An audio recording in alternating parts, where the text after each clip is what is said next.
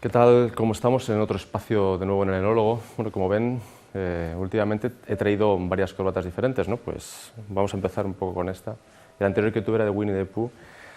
Tengo unos amigos que han dicho que no me atrevía a tener corbatas totalmente llamativas. Pues bueno, pues las tengo, son estas y me las... Bueno, pues alguno me ha regalado esta de su hijo y no sé cuántas. Bueno, pues esta es de... ¿Ya la ven? Que la pongo aquí. Bien, vale. Y luego me han regalado también otra cosa, que es una medalla, es esto, que por lo visto dicen que lo hago muy bien, entonces tengo unas medallas, me las voy a ir poniendo, estas cosas, pues gracias a estas conexiones que tenemos con ustedes. Bueno, entrando ya un poco más en la materia, porque es que esto luego para que sonría un poco, porque dicen que sonrío poco, entonces soy más serio que un juez y esas cosas. Bueno, dicho esto, sigamos un poco con esta trayectoria y ubicando el vino donde se tiene que ubicar, que es en el espacio también de la seriedad y el rigor, no solamente en la risa, que también la tiene, pero el espacio, el enólogo, lo que intentamos es tener un espacio riguroso y de conocimiento.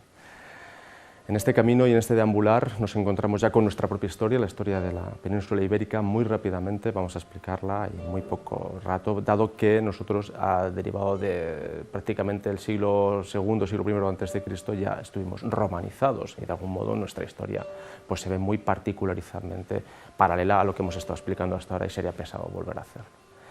Nuestra historia nace prácticamente de los pueblos íberos, que es lo que se entiende como tal, como primer inicio, ya que en el Neolítico y el Paleolítico hubo un asentamiento humano, bueno, se entiende que venía de África, etc.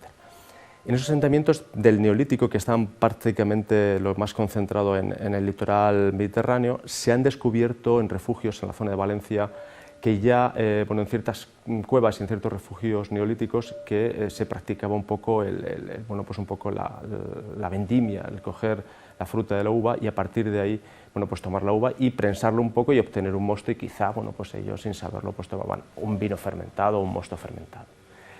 Posteriormente, ya pueblos más concentrados hacia el siglo VII a.C., sobre todo el pueblo tartesio, que se definió un poco para la búsqueda de metales en la zona del sur de la península, en la zona de Huelva, Cádiz y el Algarve. Lo que hizo es que de algún modo no tenía el conocimiento realmente de la vitis vinífera porque no había llegado todavía. Y hasta que no se encontró con el pueblo fenicio, que fue el que le introdujo mercantilmente y comercialmente el intercambio del mercado, pues es el que le introdujo mediante Cádiz y la creación de Cádiz, me lo introdujo en la creación de plantas de la vid, trayéndole la vitis vinífera póntica, que era la que tenían ellos en la zona de la península de Anatolia, en el Cáucaso.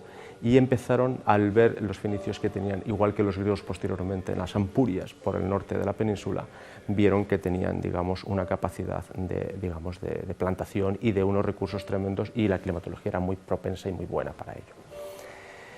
Los íberos, que es un poco el pueblo que un poco se refunde en esa cuestión, ese crecimiento y que se encuentra poblacionalmente, es un pueblo un poco más inculto. Ya Estrabón decía que era un pueblo lleno de salvajes y de luchas permanentes y de concentraciones que vivían en las montañas y dormían en el suelo a ras y tirados en una manta negra.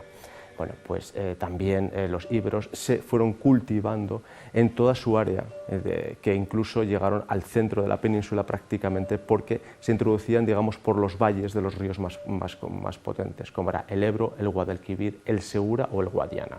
Y de hecho es que aquí, en la propia región de Castilla-La Mancha, en el Cerro de las Cabezas, se sabe perfectamente que ya se hacía vino hace prácticamente 2.500 años.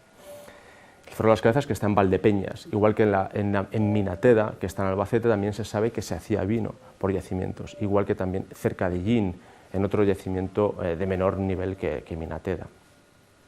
Estos yacimientos nos están diciendo que efectivamente se mantenía el conocimiento del vino, como por ejemplo la zona de Cancho Ruano o en la zona de Hispalis, porque hacían vino, pero de algún modo hacían un vino un poco, a la estrategia comercial derivada de la forma que los griegos la pedían y la necesitaban para los griegos en principio, sus repoblaciones, y los fenicios para sus ámbitos comerciales. No era un propio vino hispano, como después los romanos lo hicieron suyo.